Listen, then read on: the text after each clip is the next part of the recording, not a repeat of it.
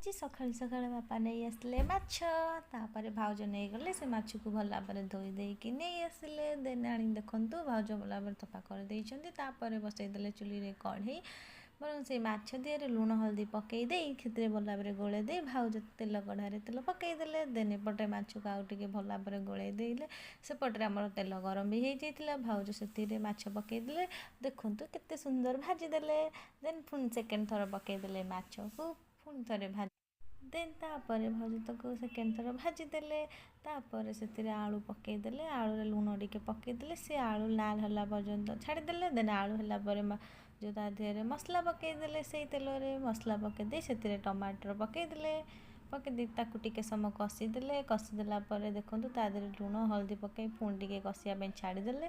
ତାପରେ ଲଙ୍କା ଗୁଣ୍ଡ ପକେଇ କଷିଲେ। ଦେନ୍ ସେକେଣ୍ଡରେ ପଳେଇ ଆସିଲା ଆମ ଦିବ୍ୟାଂଶୁ କହୁଛି ମୁଁ ଦିବ୍ୟାଂଶୁ। ତାପରେ ମୋତେ ଫ୍ଲାଇଂ କିସ୍ କରିଦେଇକି ରିଟର୍ନ ଘରକୁ ପଳେଇଲା। ତାପରେ ଆମର ବସିଗଲା ତରକାରୀ। ଆଳୁ ସିଝି ଯାଇଥିଲା। ମସଲା କଷା ପରେ ଆଳୁକୁ ପକେଇଦେଲେ। ଆଳୁକୁ ଭଲ ଭାବରେ କଷିଗଲେ। ଆଳୁ ସିଝିଗଲା ପରେ ତାପରେ ଛାଡ଼ିଦେଲେ ମାଛ।